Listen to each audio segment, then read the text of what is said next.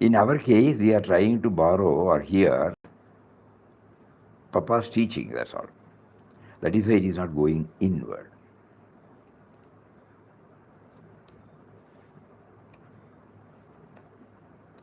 So, what do we do? No?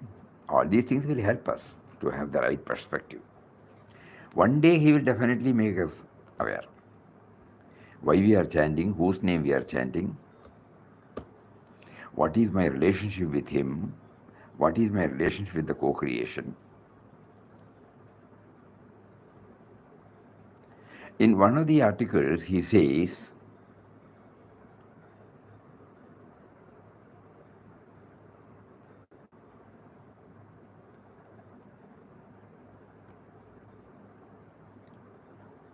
God is the very source of our life. Everybody can read? Everybody can read? No, Swamiji. No, Swamiji. No, Oh, Swamiji. oh. Word needs to be open.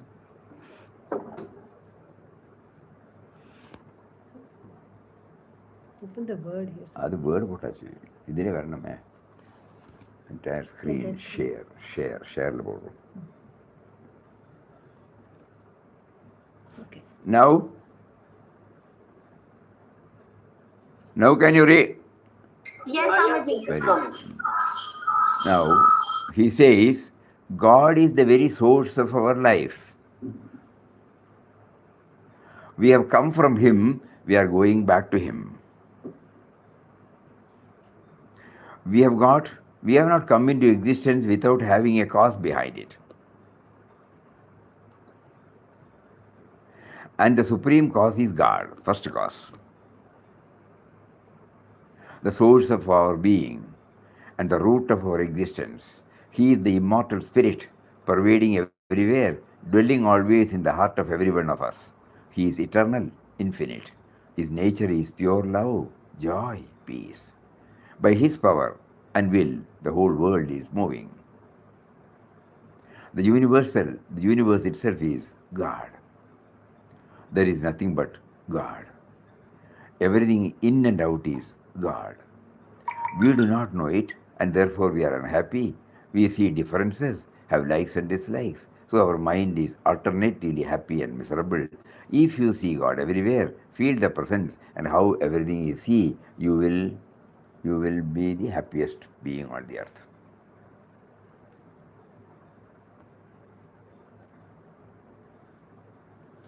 One more time, Swamiji.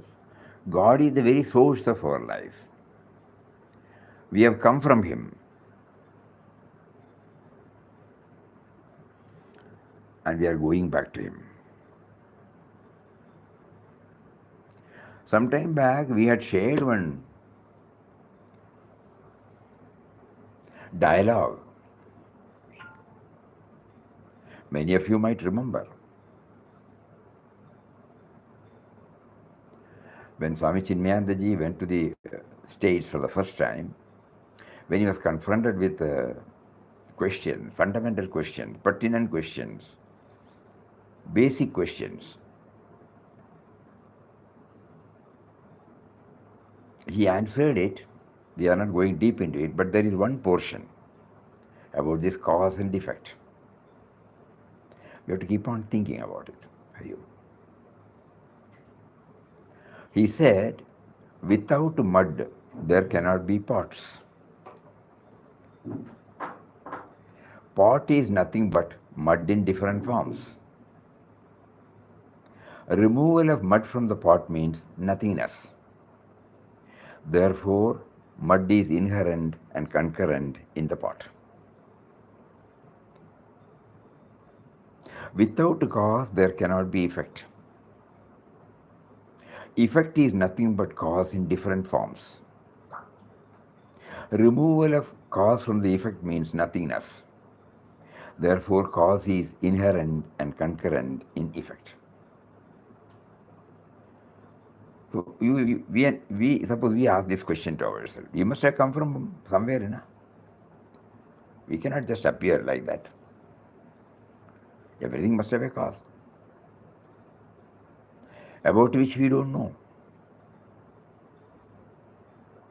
So in the Bhagavad Gita, when he says Bijam Mam Sarvabhutanam, at least now we put that unknown factor called God is the beginning and apply this theory. Without that, creations cannot come, including you and me. We are nothing but that in different forms. Removal of that cause from us means nothingness. Therefore, that cause is inherent and concurrent in us.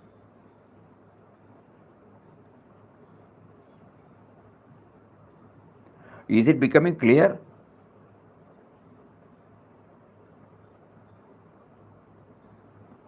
Nobody is answering. Yes, Swamiji. So here also Papa says, God is the very source of our life. We have come from Him and we go back to Him. We have not come into existence without having a cause behind it, behind our life. And that supreme cause is God. The source of our being, the root of our existence is that God. He is the immortal spirit, pervading everywhere, dwelling always in the heart of every one of us. He is eternal, infinite. His nature is pure love, joy, peace. By His power and will, the whole world is moving. The universe itself is God. There is nothing but God. Everything in and out is God. We do not know it, and therefore we are unhappy. We see differences and have likes and dislikes. So our mind is alternately happy, miserable. If you see God everywhere, feel His presence, and know everything is He, you will be the happiest being on the earth. Now to know that, He has given a name to that spirit, to the cause. And we have been asked to chant. So while we chant, suppose we keep on asserting to ourselves, I am chanting the name of one who is the cause of everything, who is the root of everything, who is the origin of everything. That subtle and mysterious power from which we have all come. Without that, we cannot come.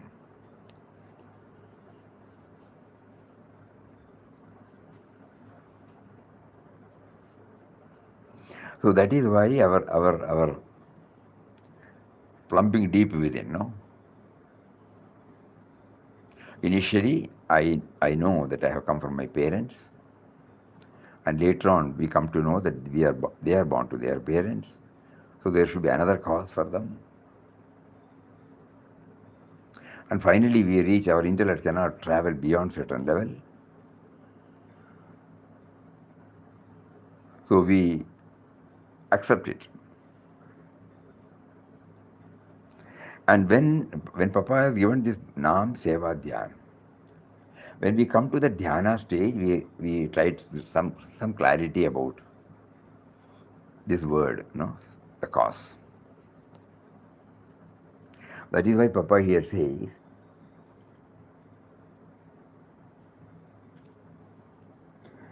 dwelling always in the heart of everyone.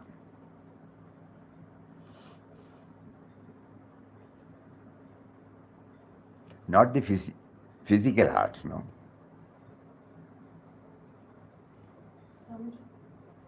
When the cause, they say cause. When they say cause has a different meaning also, right? If they say like prarabdha, that is also a cause, right? So this cause is different from that cause. This is the fundamental cause. But that one they say if you are suffering, That is the anterior. That is also a cause. Right? Yeah.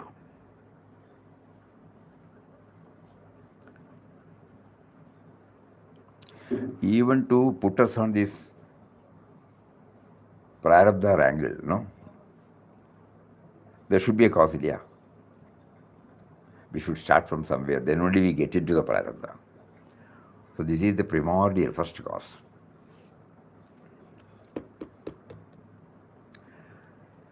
So while chanting, suppose we try to bring all these dimensions as much as possible. Everything we may not be able to, as much as possible. That is why Papa has elaborately discussed about all these things.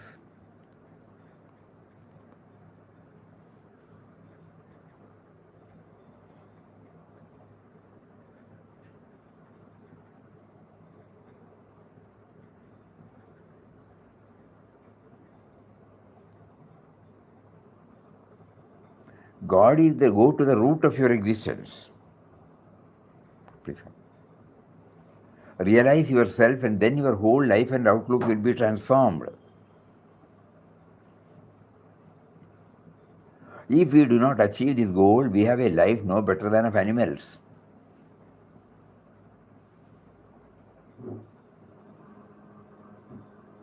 So the first and foremost thing for everyone to do is to find out the immortal root of this being and look upon the external life from the consciousness of this root. Then life will adjust itself most harmoniously with the lives of all beings and creatures in this world. Therefore, seek the truth within yourself. Stop not until you have reached it, until you have attained to the full knowledge of it, until you have made it on permanent basis for all your life's activities. Know the source and be free.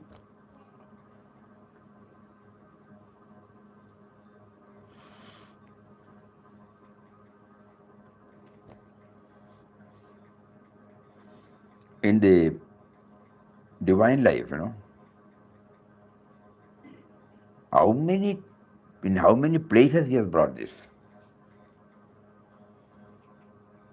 Shraddha was able to compile.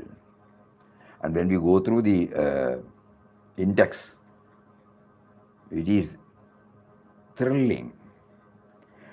That means Papa is not satisfied by merely telling one or two. Because this is the crux. In order to ensure that my chanting helps me to relate myself to that power from which I have come,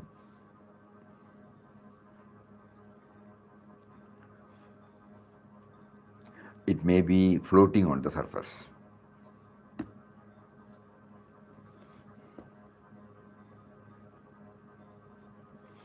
So when we go back to his life, the 2 years life, 1920 to 1922,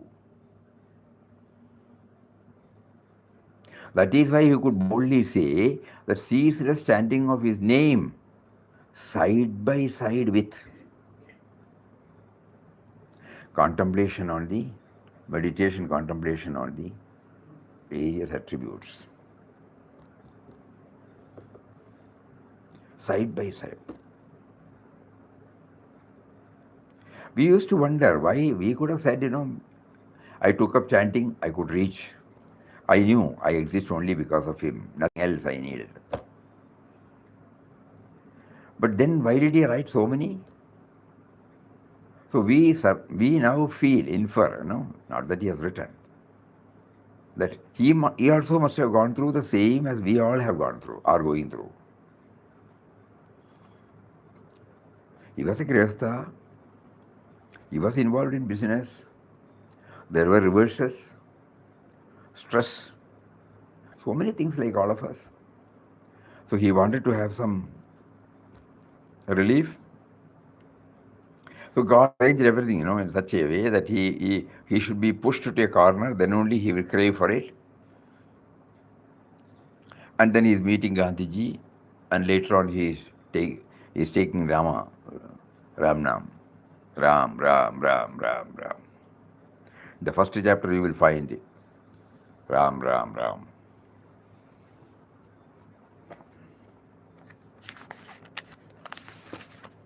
Even the period was so small.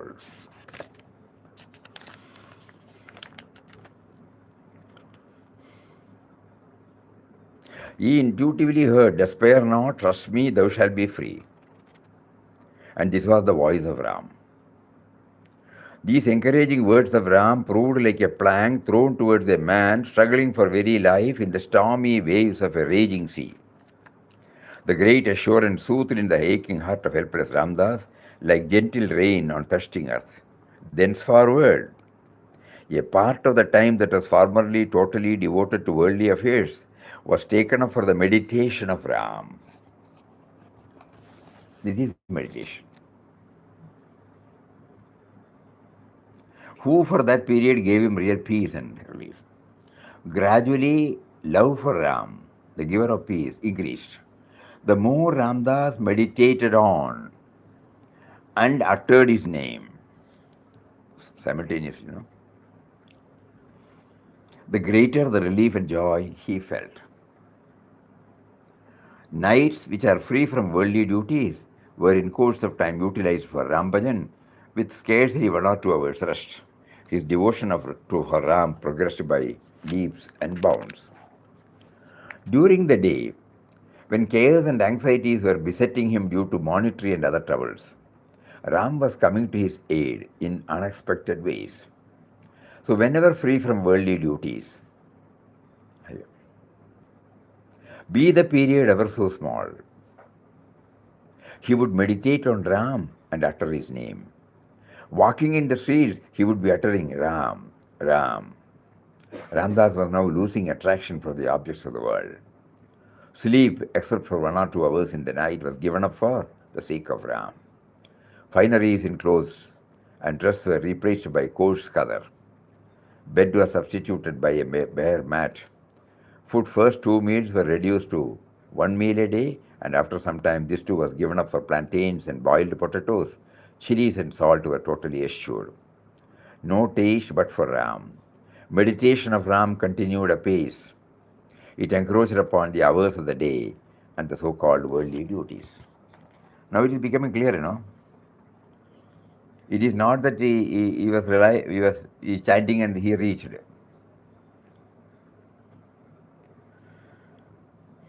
We belong to that category. There are many Bhaktotamas who don't need any of this explanation. The moment the Guru says this will take you, that was enough for them.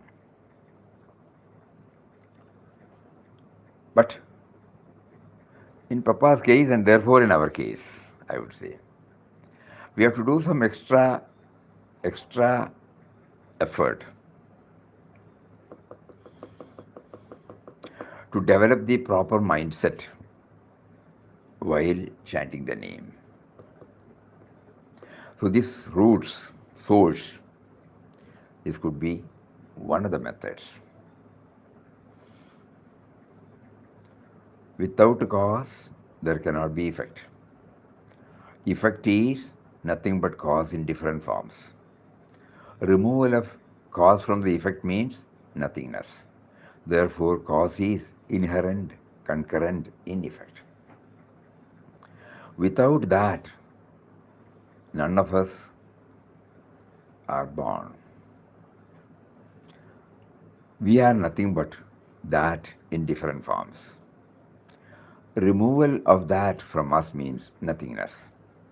Therefore, that is inherent and concurrent in effect in us. So now, this that is inherent and concurrent, I am not aware, so I give a name. I chant.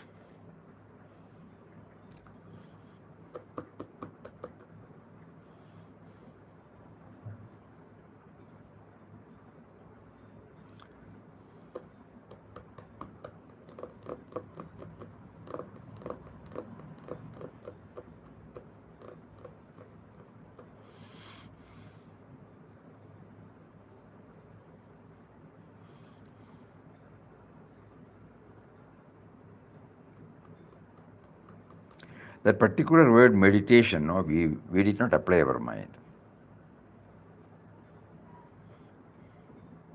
Each one can interpret the meaning of meditation.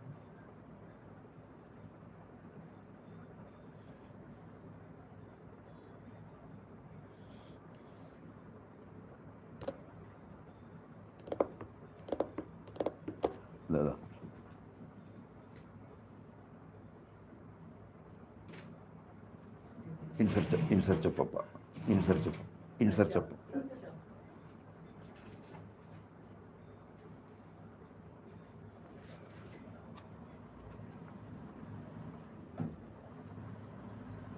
This is what he said. Ramdas, through a ceaseless repetition of the divine mantram, side by side with the concentrated meditation on the all-pervading, eternal, ever-blissful, indwelling God, had attained freedom and peace even before his advent into the world as a mendicant. That means on 27th December 1922, he became a mendicant. So before that, Ramdas, through a ceaseless repetition of the divine mantram, side by side with the concentrated meditation on. Everybody is hearing this word? Yes, Swamiji. Very important. Yes, Swami. Very important. Very important. Yes, Swamiji. Side by side with the concentrated meditation on the all-pervading, eternal, ever-blissful, indwelling God. He is not satisfied with one or two attributes. Different facets. Attained freedom and peace even before his advent into the world as a mendicant. So in the 2 years' time, 1920 to 1922, it was not merely chanting. Again we look. He used to tell us, spiritual journey is nothing but bhakti is the root, vairagya is the trunk, jnana is the flower, parabhakti is the fruit. So he started, with bhakti. He was praying, he was crying, pleading, appealing.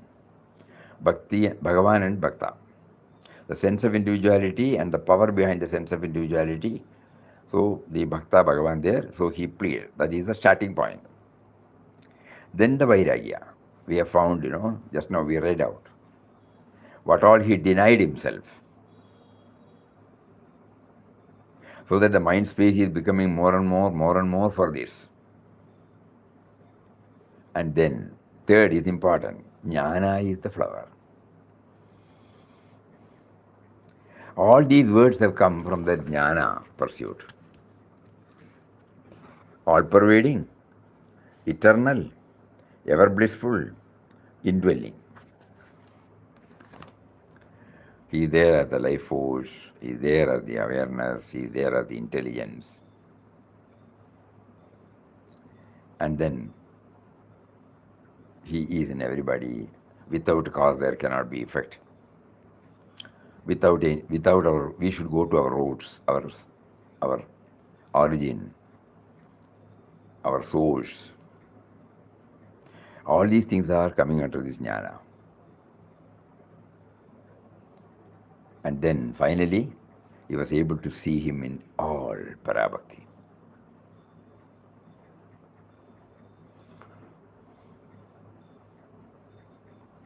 Today, Papa is making us to go through his own life and touches and kindles what can be added to our sadhana.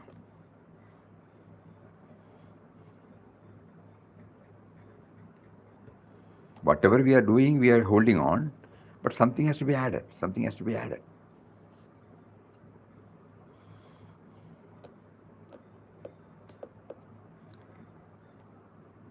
Bhakti is the root, Vairagya is the trunk,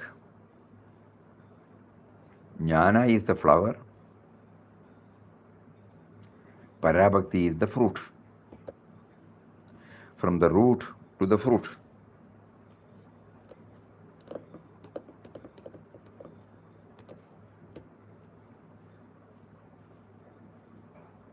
And throughout the journey, what is it that makes us to hold on?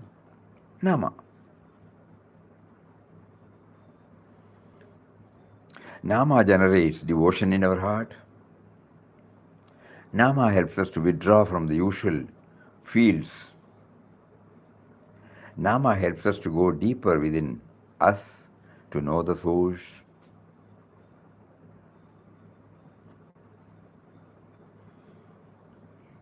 The power behind the very functioning of this individual.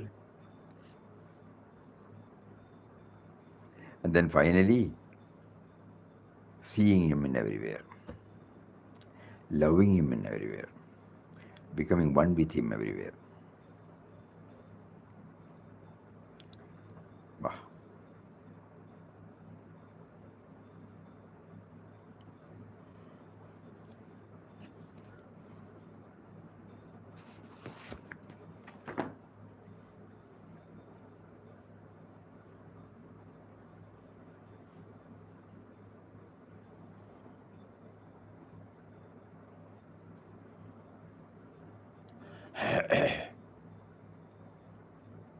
Here he says, the path to the source of your and the world is, world's being is not without. Without means not outside.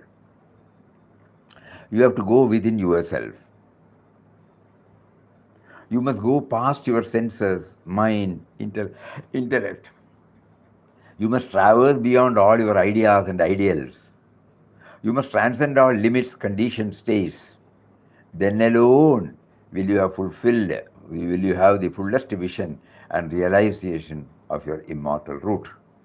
This immortal root is also the root of all that exists, the visible and the invisible, and all beings and creatures in them.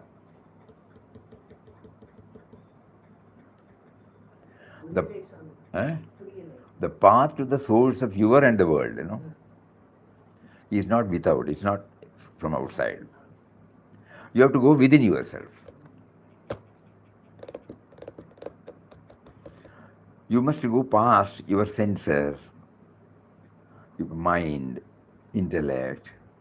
You must traverse beyond all your ideas, ideals. You must transcend all limits, conditions, and tastes. So when we keep on chanting, so many things come to our mind. That will distract us. We are chanting to feel the presence of the truth. And all these things, our ideas, our ideals, this and that, guru, so many things, it will all take us away. Unknowingly. So that is why he is very clear. Then alone you will have the fullest vision and realization. This immortal root is also the root of all that exists, the visible and invisible worlds, and all beings and creatures in them. It may not be possible for all of us to take to this, but let us try to what extent it is possible. The mind is full of concepts, Concept about bhakti, concept about jnana, concept about karma, so many things. He says you have to go past all these things. That means when I chant, the only thing I should hear is my own chanting.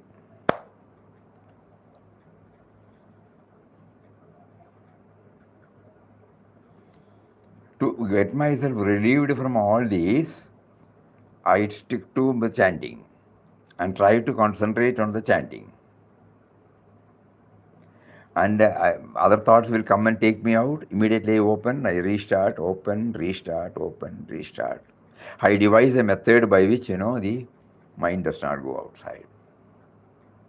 To what extent it is possible, every one of us has to struggle.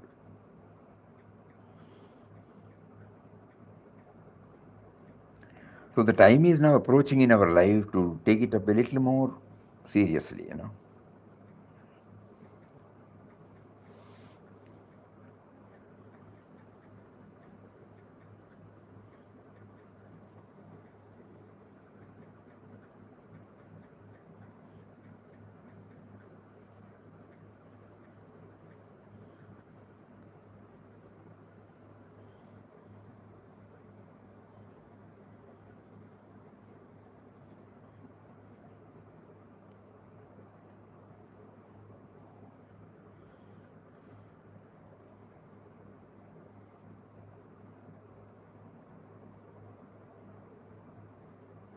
One substance, one essence is the truth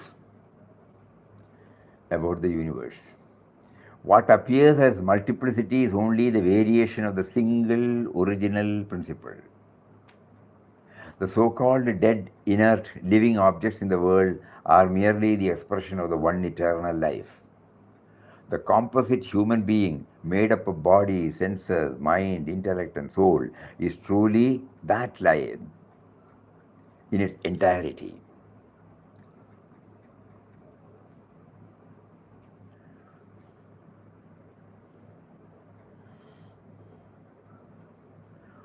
So once in a way, suppose we go through all these teachings, it might help us.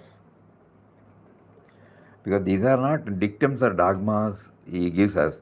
It is all from his own revelations.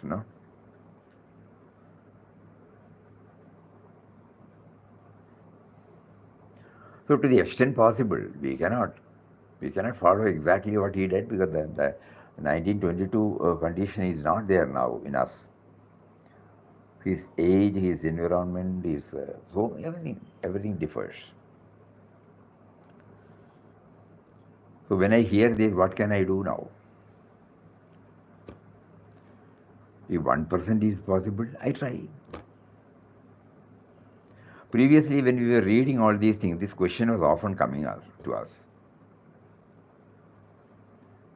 We are past his age. We are not in the same environment. Society has also changed. Can we imitate? Certainly not. Then what is the use of reading all these things? This was coming back to us again and again. If that which cannot be implemented or tested in my life, why should I spend my life in reading it? At that time, when we were going through Universal Message of the Bhagavad Gita by Swami Ranganathananji, what a beautiful, he brought to our attention, Swalpam apyasya dharmasya, even if you do little, that will help you. Trayate mahato bhava. Even if you do little, swalpam. So we get some relief. So out of this, whatever is possible, we try to translate this into our life. And our Guru assures us that when we do that, he will open up the next one. He will open the next one. So whatever he has destined that we should complete it in this birth, he will provide.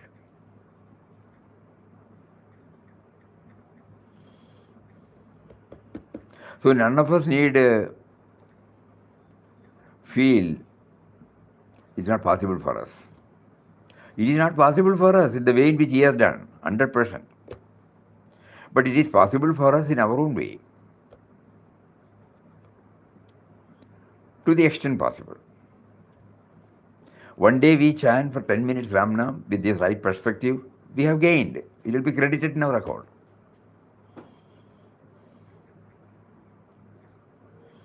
That will keep on coming back to us, that experience he gave us.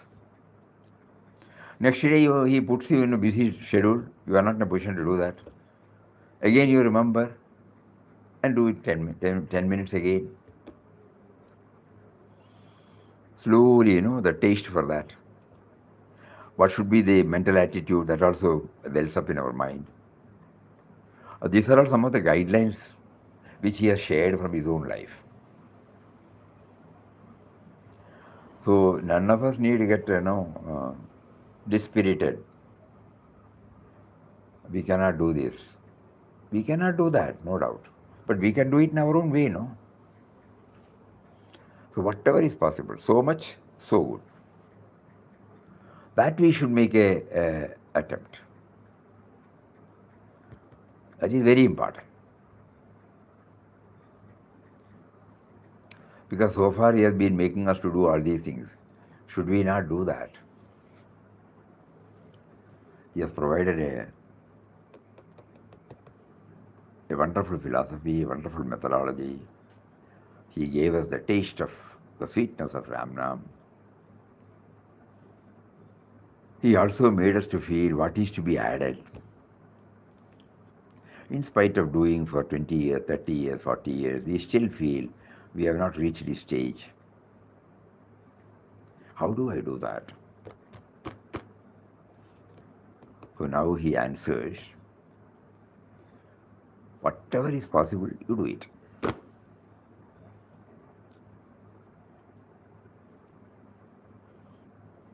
The path to the source of your and the world being is not outside, without. You have to go within yourself. You must go past your senses, mind, intellect. You must traverse beyond all your ideas and ideals. You must transcend all limits, conditions, states, and then alone will you have the fullest vision and realization of your immortal root. This immortal root is also the root of all that exists, the visible and the invisible worlds, and all beings and creatures in them. Now you realize that one common existence has evolved the variety of manifestations observed all around you. Your perplexity is totally extinct. The knotty problems of your life are solved once and for all. You know that you are one with the life, with all lives, one with the entire universe. Infinity is your true existence. Eternal bliss is your real nature. Birth, change, death are passing the playful events in your cosmic life. And spirit, your life in tune with the infinite God has now reached the heaven where everlasting felicity and peace dwells. In one word, you have realized your supreme Godhead.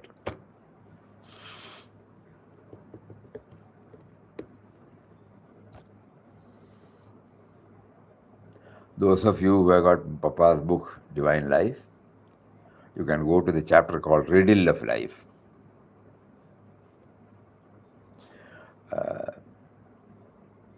Divine life is not to be simply read, no?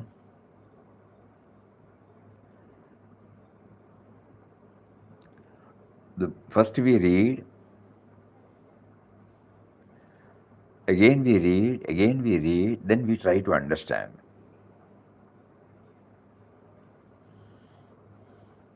We may not understand, but 10% we may be able to, 15% we may be able to.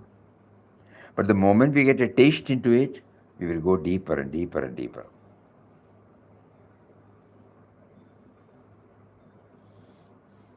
So during our chanting period, suppose we also bring in, morning, we sit here for Ramnam. Nowadays we are reading a few portions from Papa, because otherwise, that will also slip into a mechanical world. So we are trying to build up the proper mental attitude,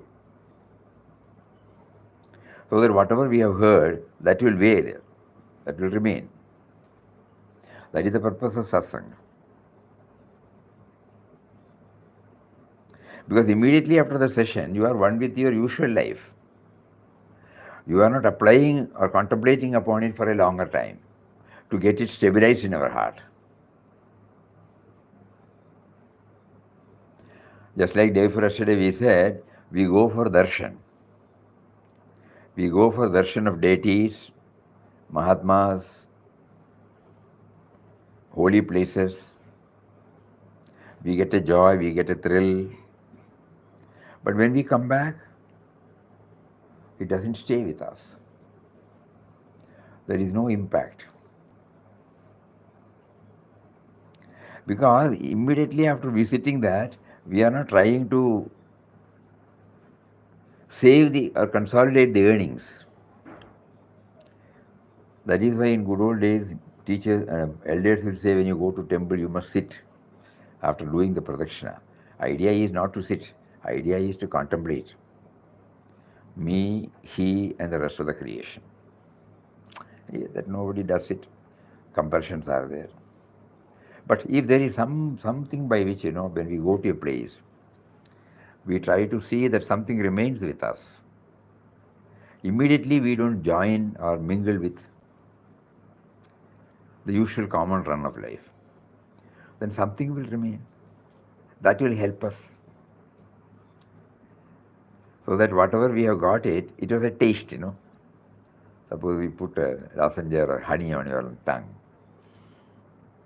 Even after the act, you will continue to remember. So similarly, that has to be developed. So when we see a Mahatma, what is it that made me to go to him? What is it that connects me to him? If I don't apply that mind, just by seeing him, emotional satisfaction, sentimental satisfaction. After that, we are back to square one. Immediately we are talking, joking. It doesn't. It is not given a space to enter.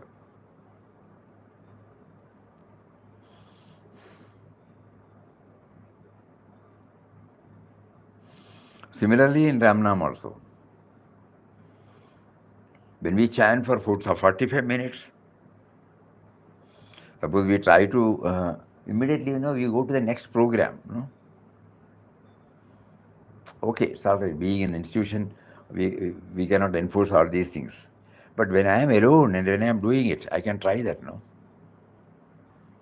Prayer, everything. The prayer, it's only a repetition. I don't pause. I don't try to understand. When you say now and here, what does it mean? Now and here, I can understand. English language. Now and here. Every day we are repeating that word. Do we apply?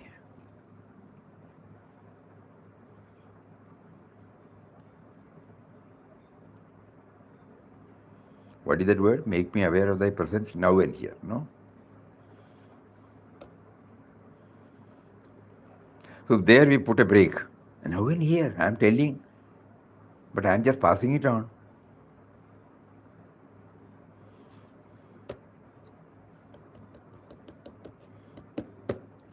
So these are some of the ways by which we can try to make our chanting more and more effective. Otherwise, it will be like, we have been doing it for years together.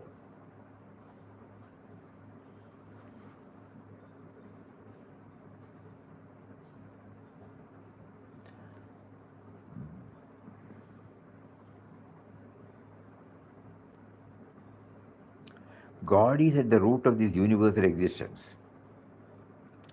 When we work for the material comforts of our life, forgetting Him entirely, we miss that peace and joy which we would get if our life is attuned to the eternal. We should realize that whatever we do is by the power which God has given us. We forget this and think that we as individuals, we are doing everything ourselves. This is the reason why our soul is always restless and there's no peace. Peace can come only when we know that the universal spirit is the basis of the manifestation we see before us. The individual alone is not the whole thing. The universal also has to be taken into consideration. As we attune our life to the universal life, we know the true meaning of life. Through this knowledge, we can we can ourselves find peace and then impart peace to others. So when he says individual and universal, how am I to know that? The very air I breathe, it's universal, no? Oh. The sun gives equally to everybody. The space is available to everybody. Earth is available to everybody. All inventions, innovations, discoveries are for everybody. This I should realize. We forget this and think that as individuals we are doing everything ourselves. This is the reason why our soul is always restless. Peace can come only when we know that the universal spirit is the basis of the manifestation we see before us. The individual alone is not the whole thing. The universal has also to be taken into consideration. As we attune our life to the universal life, we know the true meaning of our life. Through this knowledge, we can ourselves find peace and then impart peace to others.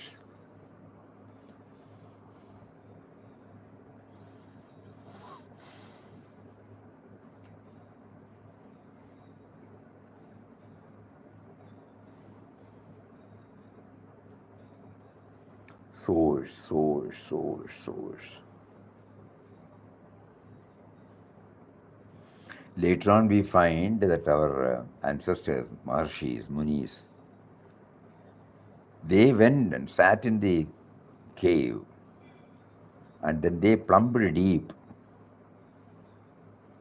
and then gave us, Aitreya Upanishad, how the whole creation has come. Just imagine.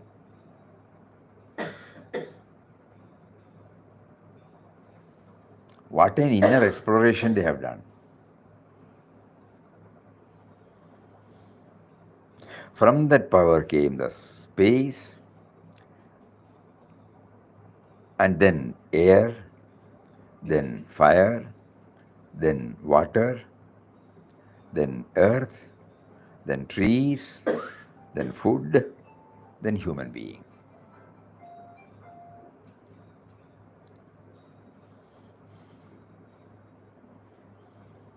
Because human being is constituted of all these, So he wanted all these materials. So he brought the raw material and then brought out the human form.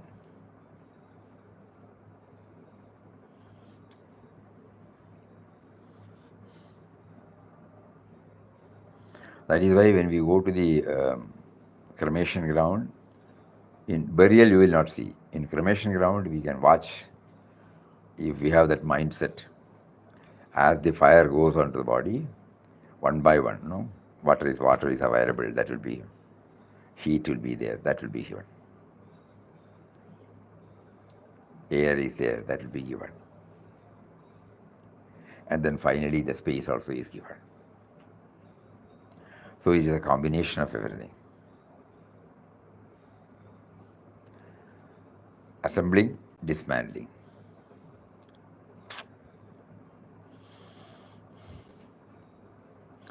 With that view, when we see the cremation ground, we should remain there, not just we must watch how the process takes place. In Wayanad, we had that wonderful opportunity. We never go until the final one, so that you can see the whole thing.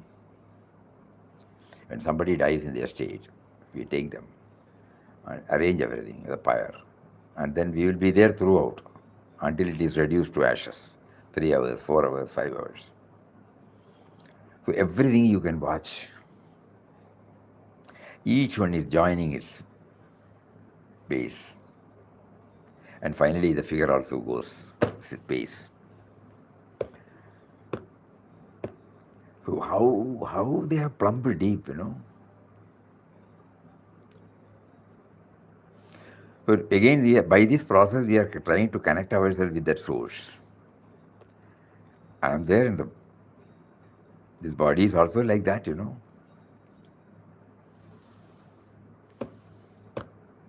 So we are chanting the name of one who is the originator, who is the actuator, who is the creator.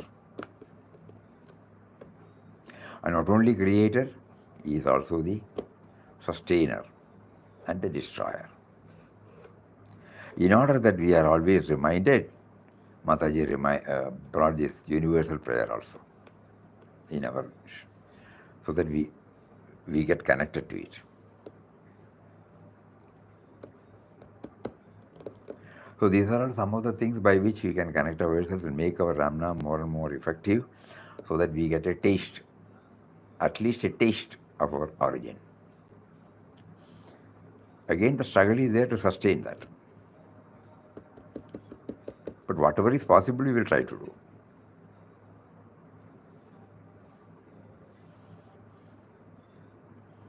Anything else anybody would like to share?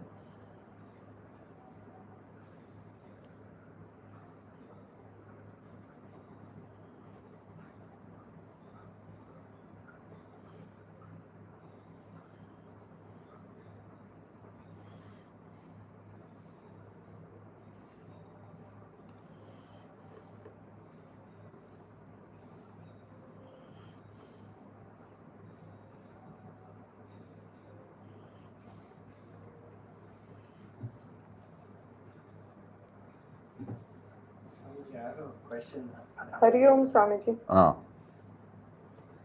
Swamiji, this piece that after um, having any darshan of any Mahatma or going to any holy place or chanting,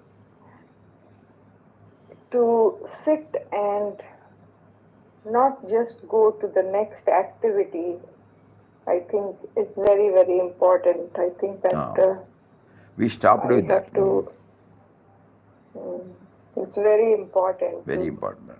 sit and otherwise, you're right, Swamiji, that we come back to square one. We start intermingling and Yeah. effect is gone. So the take-home message for me is this today. No, that's right. At this moment, he is reminding of this. Yeah. He made us to do that.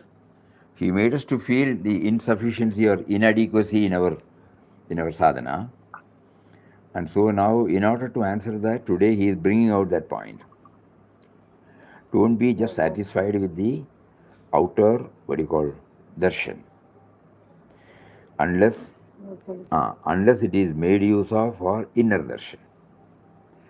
That means as soon as I see a Mahatma, I will not just say he is this, he is that, he is this, he is that, but I go back and retire and find out what is it that got aligned with him. And I try to think more and more about it. Suppose we go to a temple dedicated to Lord Krishna or Lord Rama. We try to remember such of the episodes. For example, in Krishna's place, suppose we remember the Uddhavopadesh, how he maintained that closeness with his devotees, When Uddhava took leave, tears were coming from him. Suppose we go to a Krishna temple and then come back, sit there and try to, it will have a tremendous impact. When we go to Rama temple, when we go to Ayyappa temple, when you go to nothing is invalid, And that will all add in our spiritual journey. That is the purpose for which all these things he has created.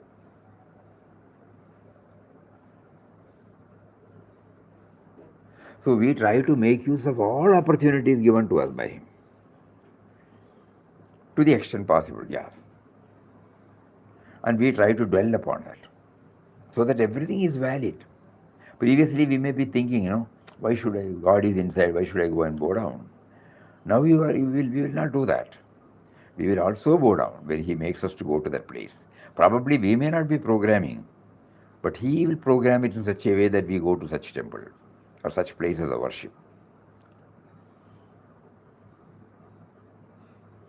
where Bhaktosamas have really experienced it.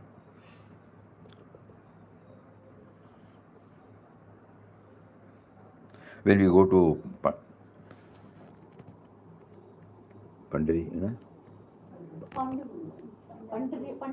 Pandharpur. When we go to the temple, when we see the pillar, what we have learned, we remember about Pundalikas, how the transformation came to him. That is why in Stalapuranam, in temple when we go, there will be a small booklet. Nobody buys, Everybody is in a rush. To go there, have the darshan.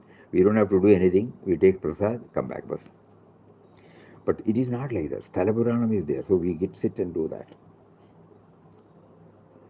So before we go, if possible, suppose we go through the Stalapuranam, that background will be there,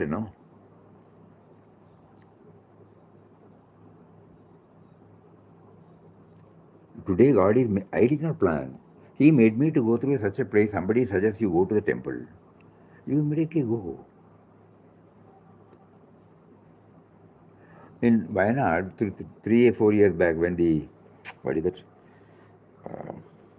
Earthquake, no. Corona. Floods. Floods, Swamiji. Flood. When the flood came there, we rushed up to do whatever is possible.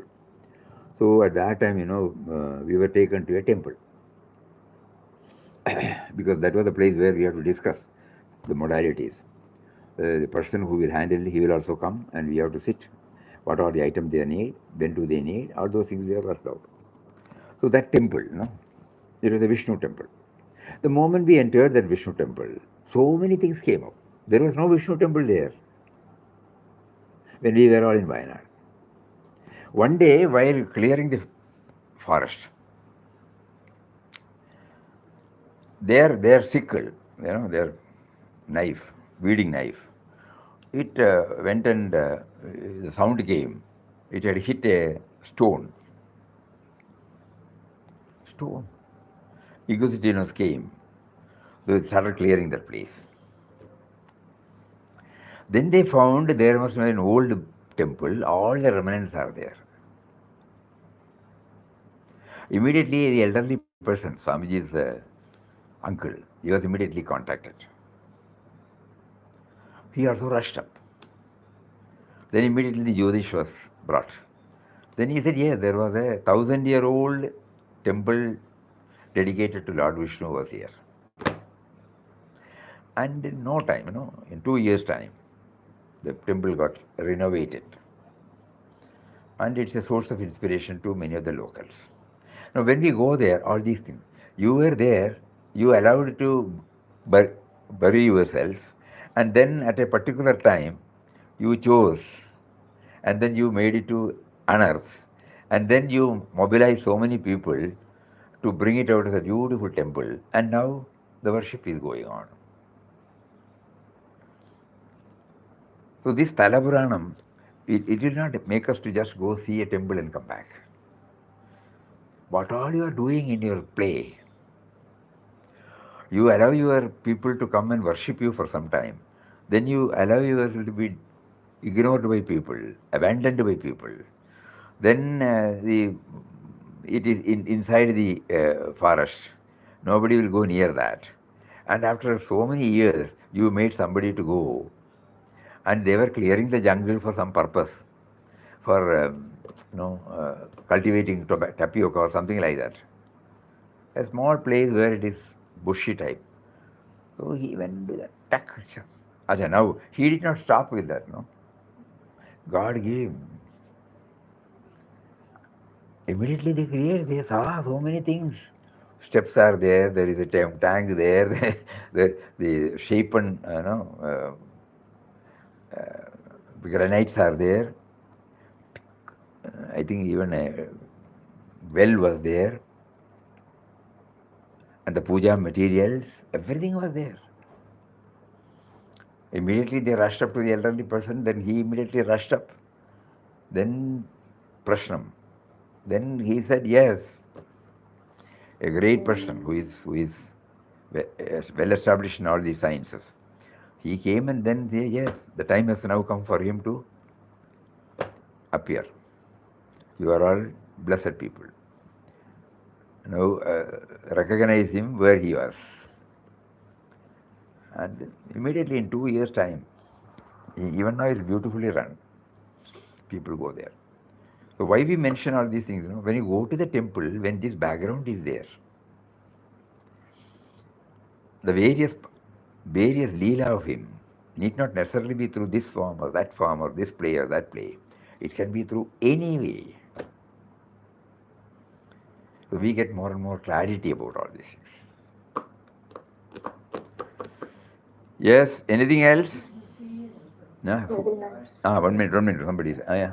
Question earlier when you were talking about Papa Ramdas had written in the book in the first 2 years, right? So he was chanting the name, but side by side also meditating on ground. I'm just thinking practically, if let's say we are trying to emulate that, or to the extent possible, how does that work? Because at one point you also said when you were chanting the Ram, we should internally hear the chanting ourselves.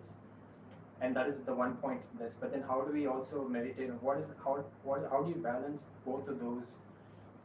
It was my question. I'm not fully clear on practically, if I were to try to do it, how would I do it? Right. There are two methods. Either we chant, okay? Then we try to find out what are the down pulling forces. Then try to bring some remedial measures like his attributes, source, origin, like that. Another method is we try to understand this. I have been thinking that I am the originator of my life, I am the planner, I am the doer. Now, realize says that you are what you are only because of him. So, how am I to do that? I do the plumbing deep within. And whenever the mind goes out, I resort to this chanting also. So, slowly I blend the chanting and the inner exploration. Whatever way he prompts you. But rest assured, when we are on that, he will in his own way guide us. This guidance cannot come from outside because each one is unique. All these things he is facilitating now to hear, and whatever that stays with us, it will stay only when we apply our mind deeply.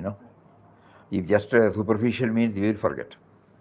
We try to think about it deeply. Immediately after the satsang, we sit for quite, say, 5 minutes or 10 minutes. What is today's message? He wanted us to pray.